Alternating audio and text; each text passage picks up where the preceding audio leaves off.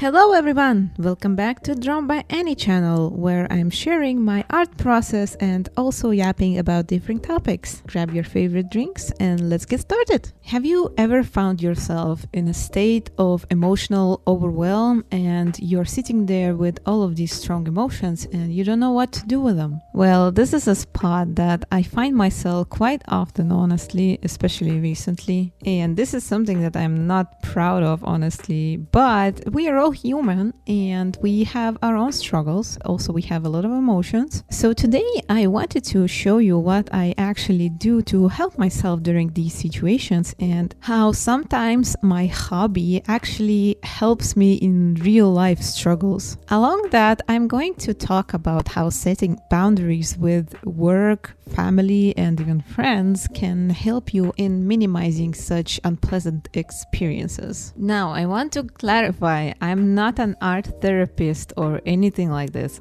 I'm just a hobbyist and a human that sometimes finds herself in a strong state of emotions that I don't really like being at. So I'm trying to find practices that help me process this state as soon as possible, because in my past experience, I used to just dump these feelings deeper into myself, which led to very, very unpleasant consequences and a long path of healing, which by the way is still going on. But now at least I have a nice tool to help me in this healing process. So what I do, I take a bunch of colors that I feel my emotions are colored as, in whichever medium you like or feel like in the moment. Can be stickers, paints, pencils, pens, even colored paper. It doesn't really matter what you take. So you take a piece of paper, any kind really, again. In my case, I'm using a bled through sketchbook page just because I'm a thrifty person and I don't want to waste any of my art tools. And you just go in and draw whatever you feel like drawing in the moment, naming your emotions and trying to get these emotions out of yourself and into that paper. Like, you should have this intention in your mind that this emotion now is going out of my body and out of my brain, and it stays there on this paper and it doesn't come back to me. That's kind of it.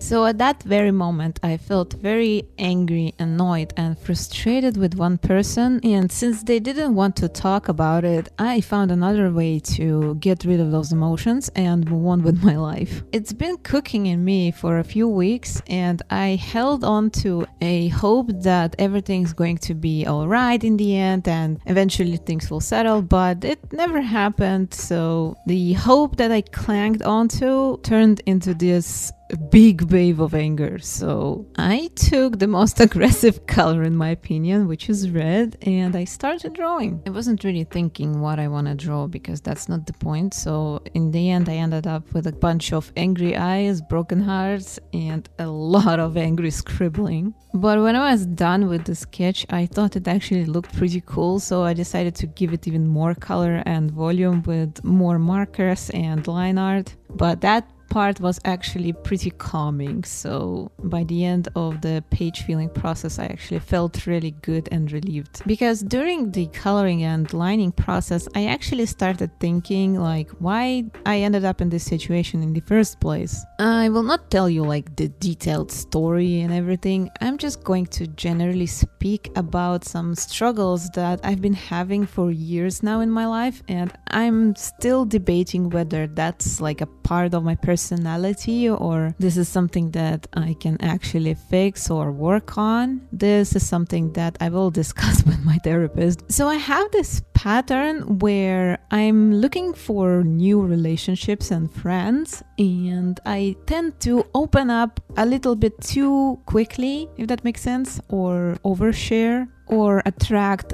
a wrong kind of people that want to use this openness to their own advantage and take and take and take from me, you know, forever and ever and never return anything back. And I've had quite several relationships like that, and they all ended up eventually, because friendships are supposed to be equal. Believe it or not, like it or not, but every person's ego is going to show up eventually. Even if you're like an open and genuine and giving person, at some point in life you will think, hey, why am I the only one giving?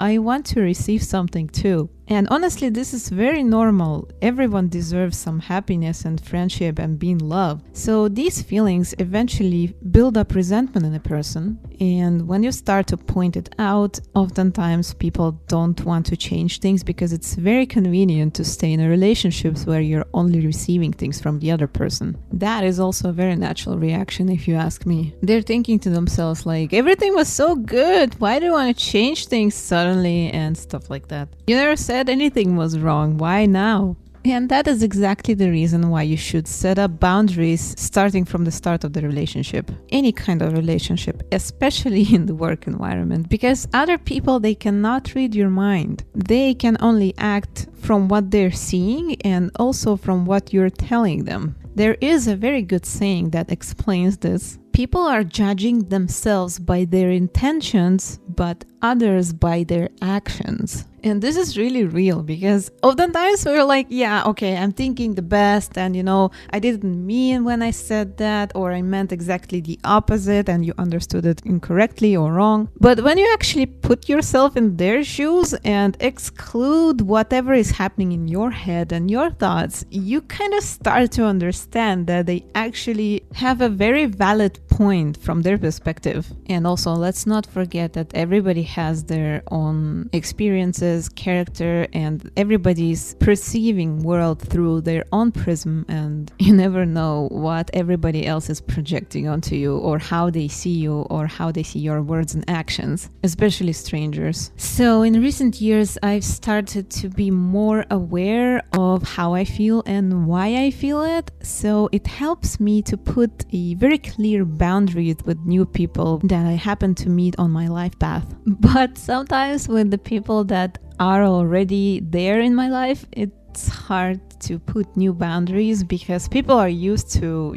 act in a certain way with me and talk to me in certain ways or treat me in a certain way. So when boundary setting doesn't work, the connection and the communication eventually fades and these people naturally fall out of my life, or for the most part at least. I don't know, I'm trying to be better version of myself every day, but sometimes I feel people around me don't want to improve themselves and I don't want to have such people in my circle. I feel like this has become one of my core values, as well as being genuine and non-pretentious, because I myself have been wearing a lot of masks in my life to cover up the uncomfortable truth from others and also from myself. But honestly, when I got diagnosed with a mental disorder and it got dealt with, I also went to a regular therapy and it really helped improve the everyday quality of life. And it's only natural that it affected me and my social circle as well. But well, even if I don't like it, not all relationships are supposed to last a lifetime, and it's okay when people come and go to your life. I have a belief that people are coming to your life to serve a certain purpose and they leave at the right time after they have fulfilled that purpose for you. And how my sister says it, the best is yet to come. So I'm still staying hopeful for the best in the future, and I'm excited for whatever is going to happen, and I'm grateful for what already has happened and for all the people that have been in my life and all the nice moments that we had together. This is life, and life is beautiful with all its joy and obstacles, but all we're gonna do is stay courageous and just keep swimming, just keep swimming, just keep swimming.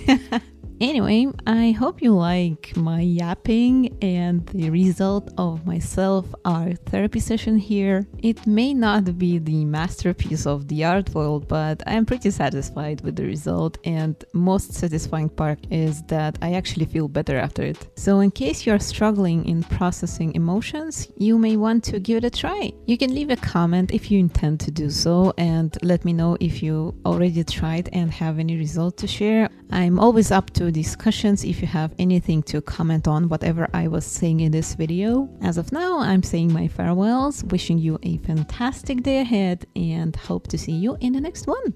Bye bye.